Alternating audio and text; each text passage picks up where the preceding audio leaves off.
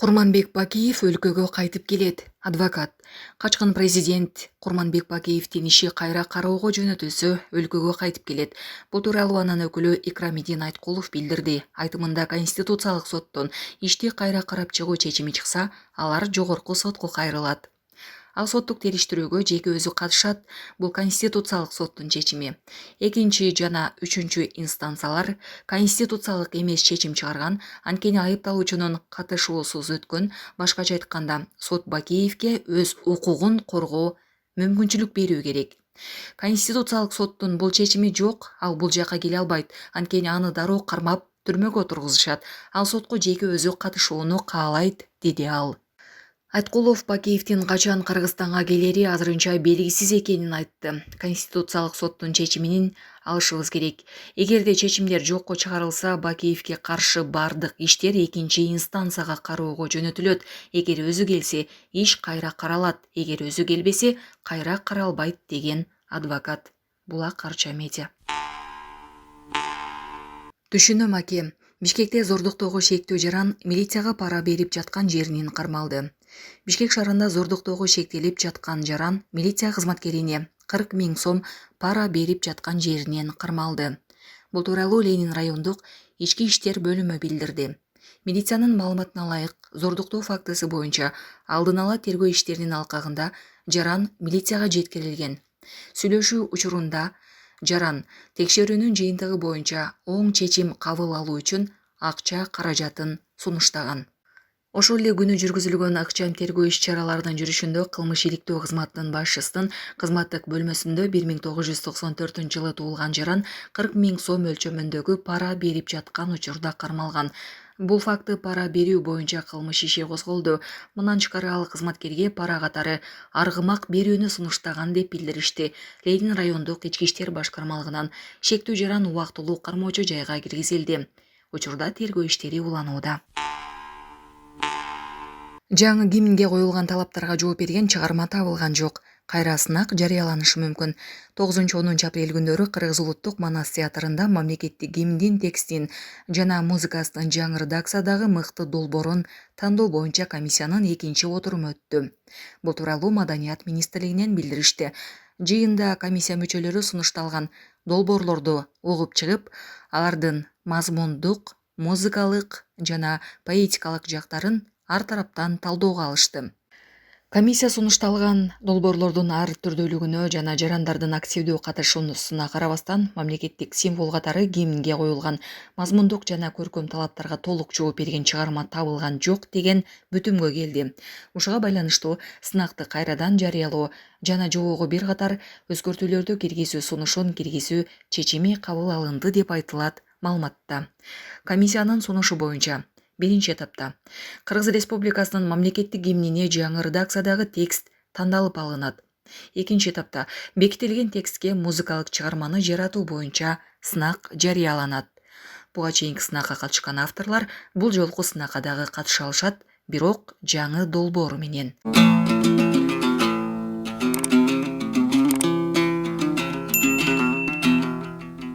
Президент келгенде ордунан тургусу келбеген кызматкер талкууга алынды. 10 апрелде президент Садыр Жапаров Бишкектеги Айтихаб технопарктын ачылыш аземине катышты. Иш-чарага Айти коомчулугунун өкүлдөрү жана мамлекеттик органдардын кызматкерлери да катышты. Ачылыш учурунда президент Садыр Жапаров М-банк банкынын кызматкеринин алдына басып келген учурда ордунан тургусу келбей жаткандыгы байкалган. Бул көрүнүш коомчулукта талкуу жаратты. Көпчүлүк кызматкердин мындай жоопсуздугу адепсиздик катары кабыл алынды. Назира Айтбекова жолдошум экөөбүздү чубак-ажы табыштырды. Сереп ТВ YouTube каналына алып баруучу Назира Айтбекова интервью берди. Ал турмушка чыкканын ачыктады. Маекте үй бүлөлүк жашоонун рахаты, дин, баалуулуктардын өзгөргөндүгү тууралуу айтып берген. Жолго калдыктарын ыргыткан Mercedes-Benz Sprinter үлгүсүндөгү унаанын айдоочусуна 7500 сом айып пул салынды. Mercedes-Benz Sprinter үлгүсүндөгү унаасынын айдоочусу Бишкек шаарынын унаасынын артынан жолго калдыктарын ыргытып жаткан жерден жарандар тарабынан видео тасмасына тартылып, массалык маалымат каражаттарына жарык көргөн. Бул факты боюнча Чүй облустун Москва райондук ички иштер башкармалыгы боюнча жол кыймылынын коопсуздугун камсыздоо бөлүмчөсүнүн кызматкерлери тарабынан Mercedes-Benz Sprinter'дин айдоочусу 1982 жылы туулган жаран аныкталып, Кыргыз Республикасынын укук бузуулар кодексинин 177-беренесине негизинде 7500 сом айып пул салынып, унасын убактылуу кармоо жайына токтотулуп, айдоочуга түшүндүрүү иштери жүргүзүлдү. Сокулукта бара жаткан поезд атты сүзүп кетти. Бүгүн Сокулук районуна караштуу Кожомкул айылында кырсык катталды. Бул тууралуу күбөлөр билдиришти. Маалыматка караганда темир жолдон өтүп бара жаткан атты поезд сүзүп кетти.